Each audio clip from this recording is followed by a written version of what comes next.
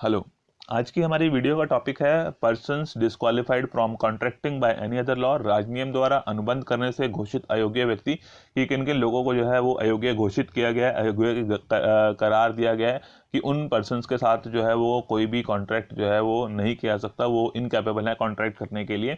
तो जैसे हमने कैपेसिटी ऑफ पार्टीज का टॉपिक चला हुआ है कि कॉन्ट्रेक्चुअल कैपेसिटी ऑफ पार्टीज, कि वो पार्टीज जो है वो कॉन्ट्रैक्ट में एंटर हो सकती हैं या नहीं हो सकती हैं, उनके साथ किए गए जो अनुबंध हैं वो वैलिड है या नहीं है। तो उनकी कैपेसिटी के लिए 3 मेजर कंडीशंस थी, जिसके बारे में मैंने आपको पिछली वीडियो में बताया था अपनी, कि एक तो उनकी एज ऑफ मेजॉरिटी होनी चाहिए, यानी कि 18 साल से ज़्यादा के हो जाने चाहिए, तब वो एग्रीमेंट करने के लिए कैपेबल होते हैं। पर्सन जो है वो that should be of sound mind, स्वस्थ मस्तिष्क का हो, अपने अच्छे बुरे के बारे में से समझ हो, कॉन्ट्रैक्ट की टर्म्स कंडीशन को समझ सकता हो। और तीसरी कंडीशन थी कि नॉट डिस्क्वालीफाइड बाय लॉ, कि उसको जो है वो लॉ के थ्रू डिस्क्वालीफाई ना किया गया। तो आज की वीडियो में हमने वो थर्ड पॉइंट के बारे में करना है कि वो कौन से पर्सन हैं जिनको जो है वो लॉ ने जो है वो डिस्क्वालीफाई किया है कि वो कॉन्ट्रैक्ट में एंटर नहीं हो सकते, ना ही कोई पार्टी जो है उन लोगों के साथ कॉन्ट्रैक्ट कर सकती है। तो इसमें जो है कौन कौन से लोग हैं हमारे पास, सबसे पहला है एलियन एनिमी, विदेशी शत्रु। एलियन का मतलब यहाँ पे आपने जो है वो नहीं लेना कि जो है दूसरे ग्रह से आया हुआ है, इसका मतलब है विदेशी शत्रु, कि जो भारत के रिपब्लिक ऑफ इंडिया से बाहर है, भारत के गणतंत्र के अधीन नहीं है, तो वो विदेशी हो गया। और विदेशी नागरिक, जिस विदेशी शत्रु का मतलब कि जिस कंट्री के साथ हमारे जो है वो रिलेशन ठीक नहीं है, युद्ध की स्थिति है, तो वो उस कंट्री के जो नागरिक हैं, लोग हैं, वो हमारे लिए विदेशी शत्रु हो जाते हैं। तो विदेशी शत्रु के साथ जो है वो कोई भी कॉन्ट्रैक्ट में जो है वो एंट्री नहीं हो सकती, कोई भी कॉन्ट्रैक्ट नहीं किया जा सकता।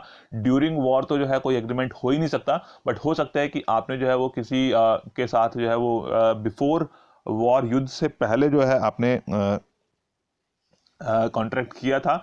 तो उस टाइम पे जब युद्ध हो जाता है उसके बाद क्या होगा, जब उसको एग्जीक्यूट नहीं किया गया है कॉन्ट्रैक्ट को, और बिफोर वॉर कॉन्ट्रैक्ट किया गया था, बट उसकी एग्जीक्यूशन से पहले, प्रॉमिस को पूरा करने से पहले, जो है ऑब्लिगेशंस को पूरा करने से पहले अगर युद्ध की स्थिति आ जाती है, तो उस अनुबंध को, उस कॉन्ट्रैक्ट को या तो खत्म कर दिया जाएगा या उसको पोस्टपोन कर दिया जाएगा। वो डिपेंड करता है कि क्या सिचुएशंस हैं और स्थिति जो है वो सामान्य होने की चांसेस हैं या नहीं है, तो उसके बेसिस पर डिपेंड करेगा। तो या तो उसको खत्म कर दिया जाता है कि वो डिसॉल्व्ड है, खत्म है, उसकी कोई लीगल वैलिडिटी नहीं रहेगी, कोई भी जो है उसको पूरा प्रॉमिस को पूरा करवाने के लिए एनफोर्स नहीं कर सकता है। और अगर उसको पोस्टपोन किया जाता है तो फिर डिपेंड करेगा कि वो जो स्थितियां हैं वो कितनी सामान्य होती हैं युद्ध की स्थिति समाप्त होने के बाद। तो अगर वो सामान्य हो जाती हैं तो फिर उसको जो है वो कॉन्ट्रैक्ट को पूरा करवाया जा सकता है। बट हमें जो है उस केस में नेशनल इंटरेस्ट को ध्यान में रखना पड़ता है कि जब तक युद्ध नहीं होगा तब तक जो है वो एग्रीमेंट्स, वो जो है वो वर्ल्ड एग्रीमेंट्स की कैटेगरी में फॉल करेंगे, तो उसको एनफोर्स नहीं करवाया जा सकता। तो यानी कि हम एलियन एनिमीज के साथ जो है, विदेशी शत्रु के साथ कोई भी कॉन्ट्रैक्ट नहीं कर सकते हैं।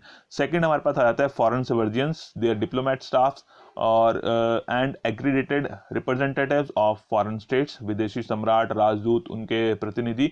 तो इसमें जो है ये इंडियन जो कोर्ट ऑफ लॉ है या लॉ कोर्ट्स हैं, कोर्ट्स हैं, तो भारतीय न्यायालयों की जो अधिकार क्षेत्र है उनके से ये लोग जो है वो बाहर हैं, यानी कि इंडियन कोर्ट्स में इन लोगों के ऊपर जो है वो मुकदमा नहीं चलाया जा सकता। तो जब मुकदमा नहीं चलाया जा सकता, यानी कि आप जो है अपने दूसरी पार्टी को एनफोर्स नहीं कर सकते कि वो अपने प्रॉमिस को पूरा करे। जब उनको एनफोर्स नहीं किया जा सकता तो उनके साथ जो है वो कॉन्ट्रैक्ट में एंट्री नहीं की जाती। तो ये कोई गणमान्य व्यक्ति टाइप के होते हैं, तो इनके ऊपर जो है वो इंडियन कोर्ट्स में जो है केस फाइल नहीं किया जा सकता। अगर करना भी है किसी इंडिविजुअल ने, किसी नागरिक ने, भारतीय नागरिक ने इनके ऊपर जो है वो केस फाइल करना भी है, तो उसके लिए जो है उसे सेंट्रल गवर्नमेंट की परमिशन लेनी पड़ती है। जब सेंट्रल गवर्नमेंट की परमिशन मिलती है तभी उनके ऊपर केस फाइल किया जा सकता है। और सेंट्रल गवर्नमेंट भी जो है उसमें कई सारी कंडीशंस को चेक करती हैं, तब जाके जो है इन लोगों के ऊपर कोर्ट जो है केस चलाने की परमिशन देती है। तो इसलिए क्या है कि इन लोगों को जो है वो डिस्क्वालीफाई किया गया कि आप इन लोगों के साथ कॉन्ट्रैक्ट में एंटर नहीं हो सकते, क्योंकि इन लोगों के साथ जो है वो हमारे विदेशों के साथ के संबंध जुड़े होते हैं, और विदेशों के साथ जो है हमारे संबंध खराब हो सकते हैं इनके ऊपर केस चलाने की वजह से, केस फाइल करने की वजह से। इसलिए जो है इनको जो है डिस्क्वालीफाई किया गया है। थर्ड आती है कॉरपोरेशंस, निगम्स और कंपनियां, जिसको हम बोलते हैं कॉरपोरेशंस। तो कॉरपोरेशंस में जो है वो कंपनीज एक्ट में आपने एक क्लॉज पढ़ा होगा, ऑब्जेक्ट क्लॉज, की जो मेमोरेंडम ऑफ एसोसिएशन होता है कंपनी का, तो उस मेमोरेंडम ऑफ एसोसिएशन में एक ऑब्जेक्ट क्लॉज होता है। ऑब्जेक्ट क्लॉज का मतलब होता है कि स्पेसिफिकली कि कंपनी जो है वो किस ऑब्जेक्ट को पूरा करने के लिए, किस ऑब्जेक्टिव को पूरा करने के लिए बनाई गई है। तो जिस ऑब्जेक्टिव को पूरा करने के लिए बनाई जाती है, जो उसके ऑब्जेक्ट क्लॉज में लिखा होता है, कंपनी सिर्फ वही काम कर सकती है। अगर कंपनी जो है उस ऑब्जेक्ट क्लॉज से एक्स्ट्रा या बाहर जाकर जो है उसके जो बाउंड्रीज हैं, जो उसकी लिमिट्स हैं, उन लिमिट से जाके बाहर जो है कोई काम करती है, दैट इज अल्ट्रा वायर्स, उसको हम अल्ट्रा वायर्स बोलते हैं। और अगर कंपनी जो है वो कोई भी अल्ट्रा वायर्स एक्ट करती है, दैट इज वॉइड, वो अल्ट्रा वायर एक्ट जो है वो वॉइड है। यानी कि कंपनी के साथ या कॉर्पोरेट के साथ जो है आप सिर्फ वही उस लिमिट तक के ही कॉन्ट्रैक्ट कर सकते हैं, वैलिड कॉन्ट्रैक्ट कर सकते हैं जो उसके ऑब्जेक्ट क्लॉज में डिफाइन किए गए हैं। बिकॉज जो मेमोरेंडम ऑफ एसोसिएशन है वो एक पब्लिक डॉक्यूमेंट है, तो जो भी पर्सन इस कंपनी के साथ, किसी भी कंपनी के साथ जो है वो कॉन्ट्रैक्ट में एंटर होता है, तो उसकी ड्यूटी है कि वो चेक करे कि कंपनी के जो है वो मेमोरेंडम ऑफ एसोसिएशन में ऑब्जेक्ट क्लॉज में कंपनी को जो है वो किस चीज़ के लिए रजिस्टर किया गया है। तो जिन कामों के लिए रजिस्टर किया गया है वही काम जो है वो कंपनी कर सकती है, उनसे रिलेटेड ही कॉन्ट्रैक्ट्स में एंटर हो सकती है।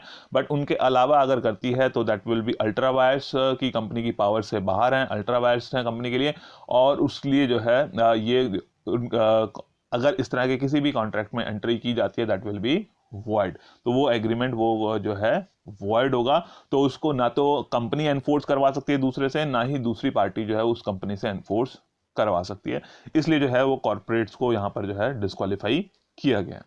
देन इंसॉल्वेंट्स, दिवालिया लोग। दिवालिया कौन होते हैं कि जो है अपने डेट्स को पे करने के लिए इनकैपेबल हैं, अपने भुगतान को, अपने दायित्वों को, अपने ऋण संबंधी जो उनके दायित्व हैं उनको भुगतान करने में असमर्थ हैं, और जिसकी वजह से जो है वो कोर्ट ने उनको दिवालिया, इंसॉल्वेंट जो है वो घोषित कर दिया। तो दिवालिया व्यक्ति जो है वो वैध अनुबंध करने के लिए अयोग्य हैं।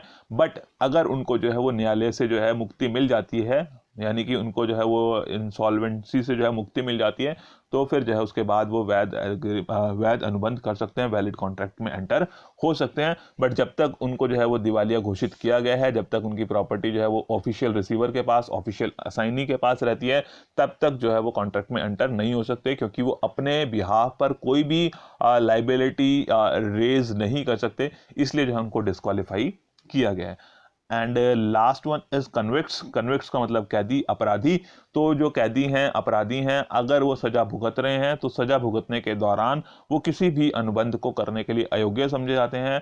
और यानी कि वो जब तक इम्प्रिजनमेंट में है, जेल में है, तब तक जो है वो किसी भी कॉन्ट्रैक्ट में एंटर नहीं हो सकते हैं। बट जब अगर उनकी सजा पूरी हो जाती है, सजा पूरी होने के बाद जो है वो वैलिड कॉन्ट्रैक्ट में एंटर हो सकते हैं। बट जब तक उनकी सजा चल रही है तब तक जो है वो किसी भी कॉन्ट्रैक्ट में एंटर नहीं हो सकते। तो ये कुछ लोग हैं जिनको जो है क्लियर कट इंडियन लॉ में जो है वो राजनियम के द्वारा जो है अयोग्य घोषित किया गया है, और इनके साथ जो है कोई भी एग्रीमेंट नहीं किया जा सकता। वो कुछ कंडीशंस मैंने बता दी हैं कि जब उनके साथ किया जा सकता है या नहीं किया जा सकता है। और आज की वीडियो में इतना ही है। Okay, thank you.